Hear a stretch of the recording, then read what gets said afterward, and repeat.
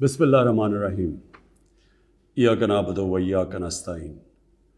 Mr. President, I congratulate you on assuming the presidency of the 76th session of the General Assembly.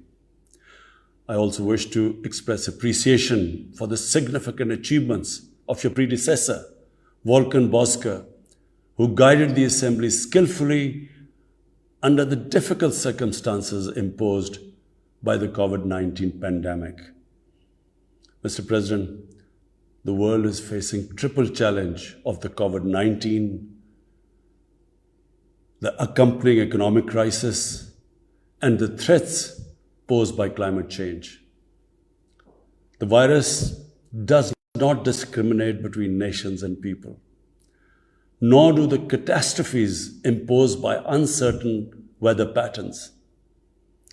The common threats faced by us today not only expose the fragility of the international system, they also underscore the oneness of humanity. By the grace of Almighty Allah, Pakistan has been successful so far in containing the COVID pandemic. Our collaborated strategy of smart lockdowns helped save lives and livelihoods and kept the economy afloat. Over 15 million families survived through a social protection program of Asas. Mr. President, climate change is one of the primary existential threats that our planet faces today. Pakistan's contribution to global emissions is negligible, yet we are among the 10 most vulnerable countries to the effects of climate change in the world.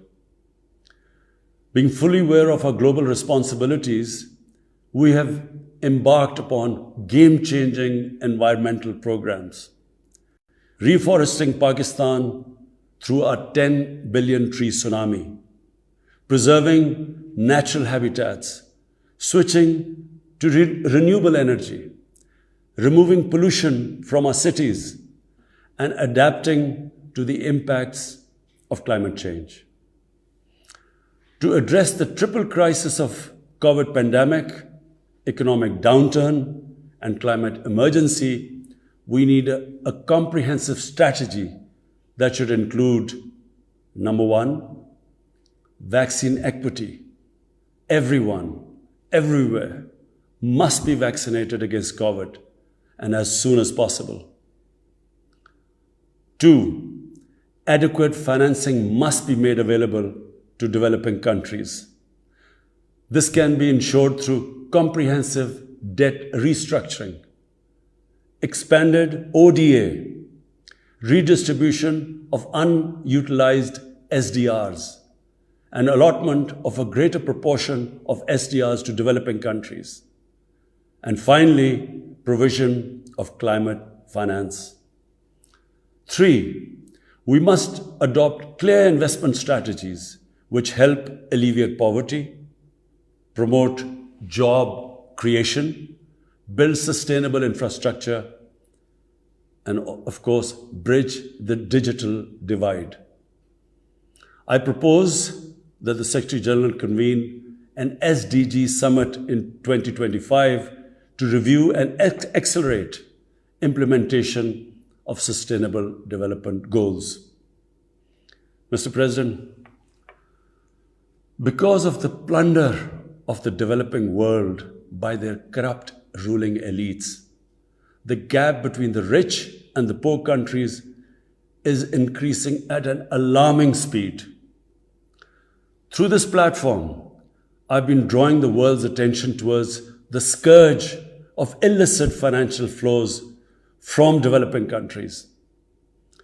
The Secretary General's high-level panel of financial accountability, transparency, and integrity, called the Fact-Eye Panel, has calculated that a staggering $7 trillion in stolen assets are parked in financial haven destinations.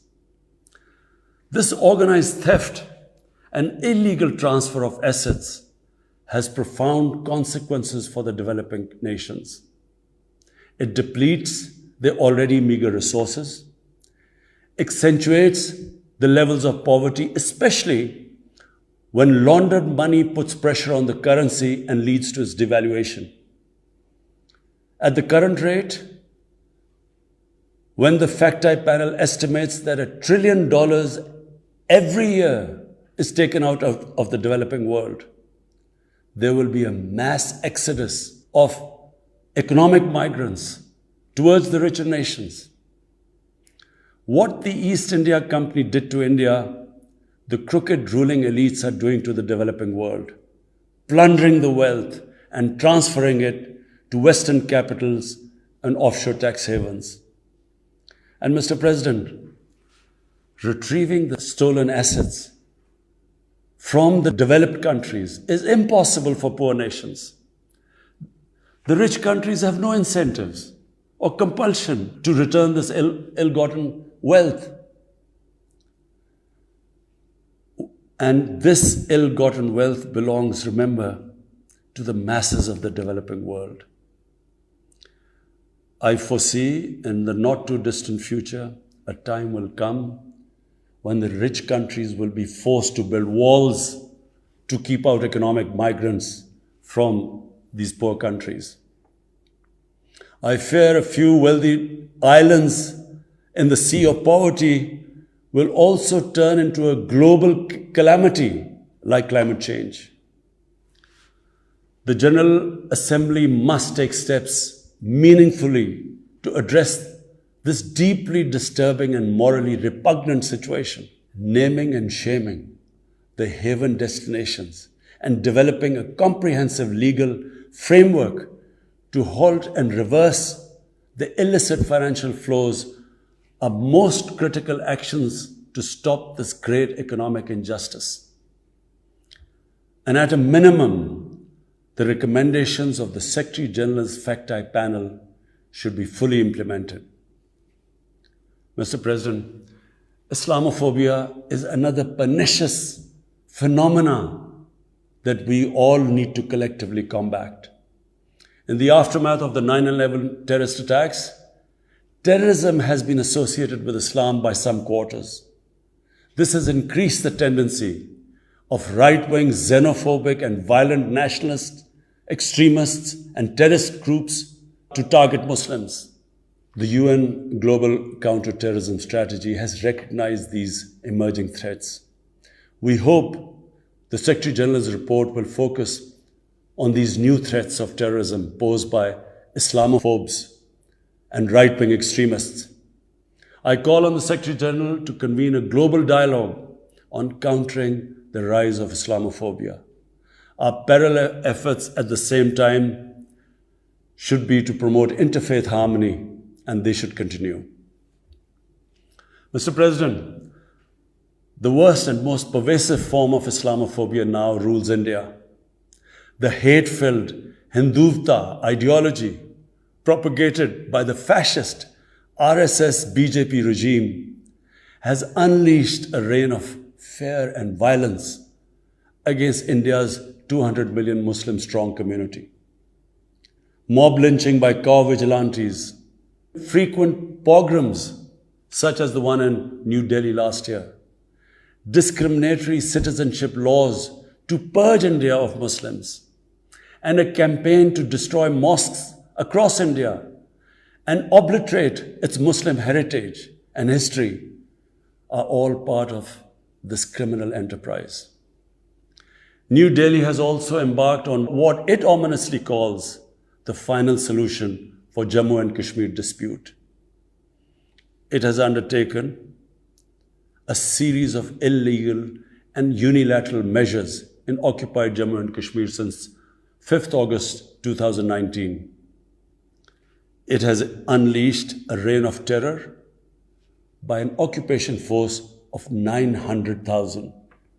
It has jailed senior Kashmiri leadership, imposed a clampdown on media and internet, violently suppressed peaceful protest, abducted 13,000 young Kashmiris and tortured hundreds of them.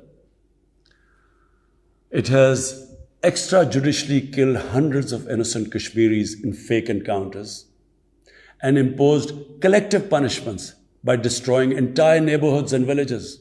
We had unveiled a detailed dossier on gross and systematic violations of human rights by the Indian security forces in occupied Jammu and Kashmir.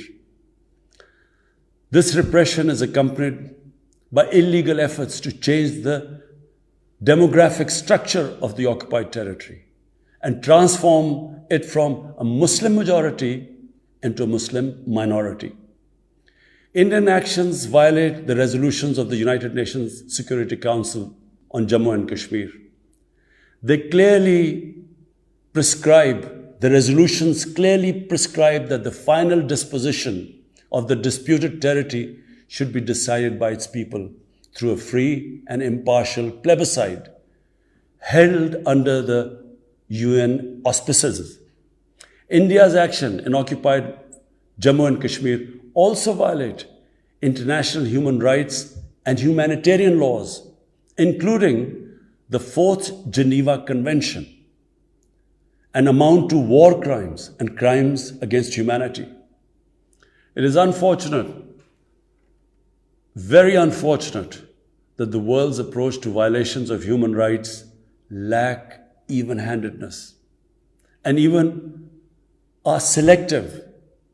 Geopolitical considerations or corporate interests, commercial interests, often compel major powers to overlook the transgressions of their affiliated countries. Such double standards, and the most glaring in case of India, where this RSS-BJP regime is being allowed to get away with human rights abuses with complete immunity. The most recent example of Indian barbarity was the forcible snatching of the mortal remains of the great Kashmiri leader, Sayyid Ali Shah Gilani, from his family, denying him a proper Islamic funeral and burial in accordance with his wishes and the Muslim tradition. Devoid of any legal or moral sanction, this action has been against the basic norms of human decency. I call on this General Assembly to demand that Sayyid Gilani's mortal remains be allowed to be buried in the cemetery of martyrs with the appropriate Islamic rites. Mr. President, Pakistan desires peace with India as with all its neighbors. But sustainable peace in South Asia is contingent upon resolution of the Jammu and Kashmir dispute in accordance with the relevant United Nations Security Council resolutions and the wishes of the Kashmiri people. Last February, we reaffirmed the 2003 ceasefire understanding along the line of control. The hope was that it would lead to a rethink of the strategy in Delhi. Sadly, the BJP government has intensified repression in Kashmir and continues to vitiate the environment by these barbaric acts.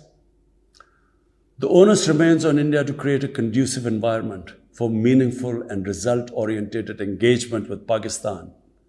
And for that, it must do, number one, reverse its unilateral and illegal measures instituted since 5th August 2019. Secondly, stop its oppression and human rights violations against the people of Kashmir. And three, halt and reverse the demographic changes in the occupied territory. It is also essential to prevent another conflict between Pakistan and India.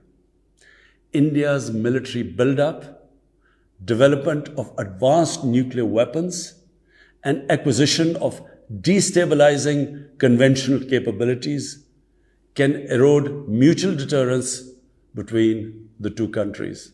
And now, Mr. President, I want to talk about Afghanistan. The current situation in Afghanistan, for some reason, Pakistan has been blamed for the turn of events by politicians in the United States and some politicians in Europe. From this platform, I want them all to know the country that suffered the most, apart from Afghanistan, was Pakistan when we joined the US war on terror after 9/11. 80,000 Pakistanis died.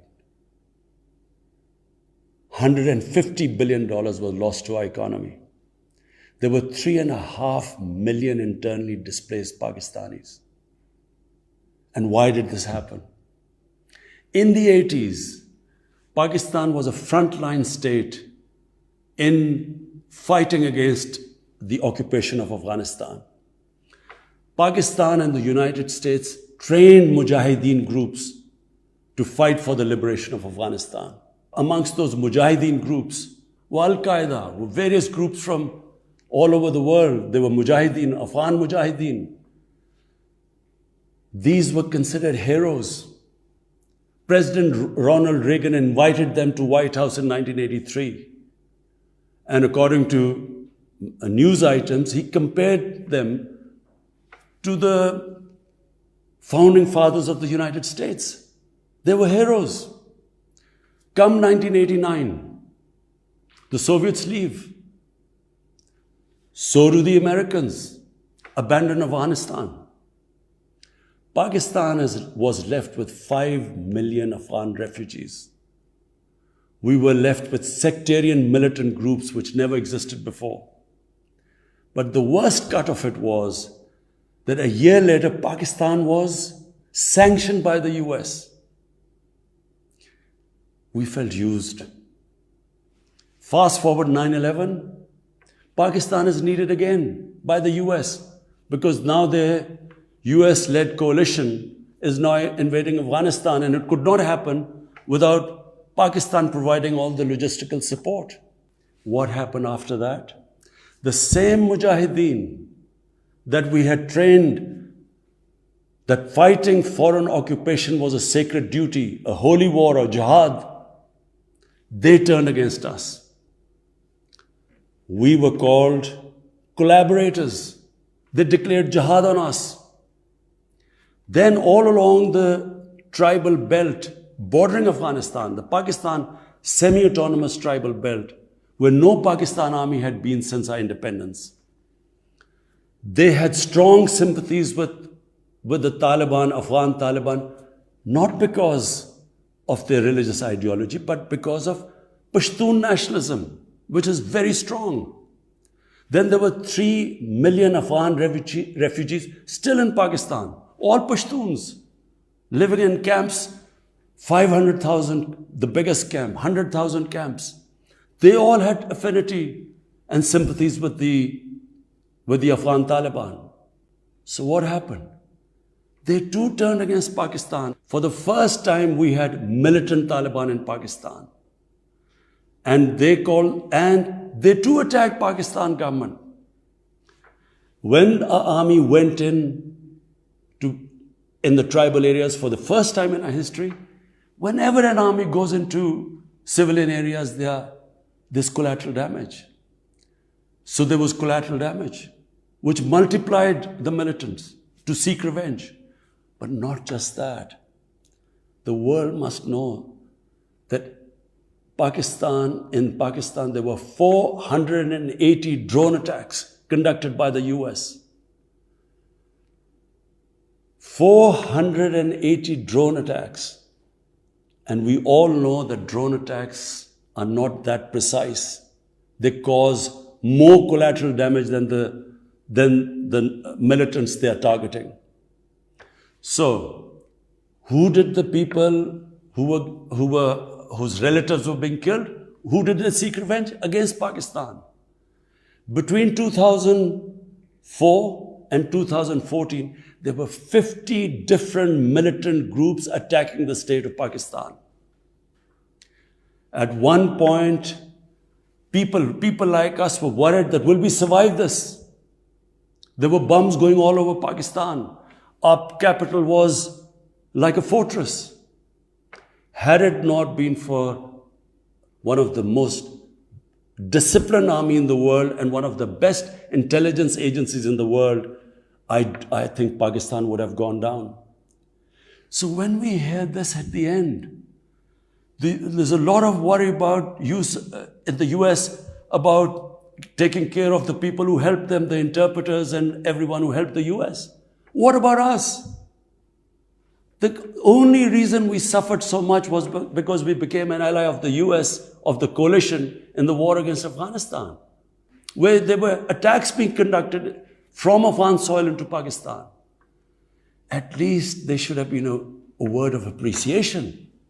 But rather than appreciation, imagine how we feel when we are blamed for the turn of events in Afghanistan. After 2006, it became apparent to everyone who understood Afghanistan's history that there would be no military solution in Afghanistan. I went to the US, I spoke to think tanks, I met at the time Senator Biden, Senator John Kerry, Senator Harry Reid. I tried to explain to them that there would not be any military solution and political settlement was the way to go forward. No one understood then. And unfortunately, in trying to force a military solution is where US went wrong. And if today,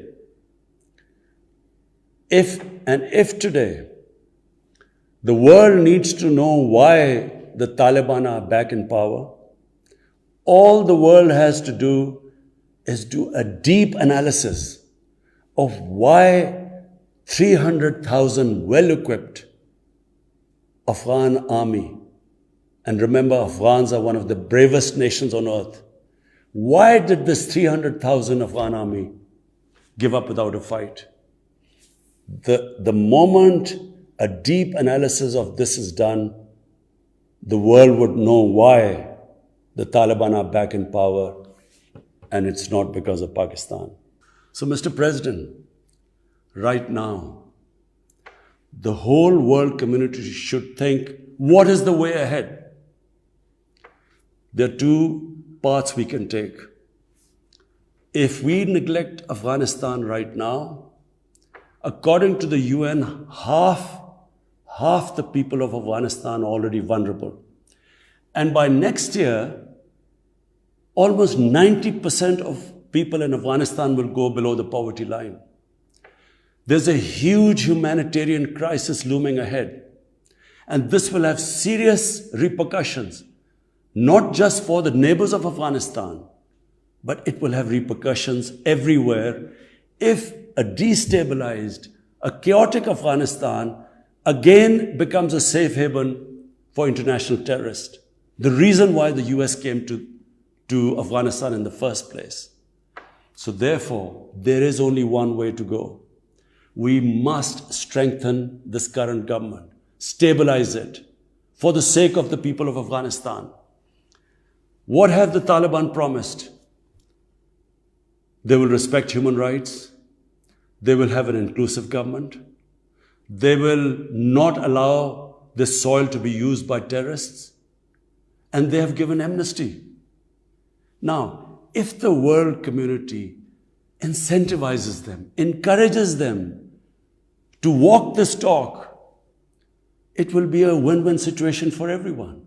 Because these are the four things that in Doha, when the US was talking to the Taliban, these were the conditions the dialogue was all about. So if the world can incentivize them to go this direction, then after all, this 20-year of presence, of coalition presence in Afghanistan would not be wasted, because Afghan soil would not be used for international terrorism. So I end my talk, Mr. President, by urging everyone that this is a critical time for Afghanistan. You cannot waste time. Help is needed there. Humanitarian assistance has to be given there immediately.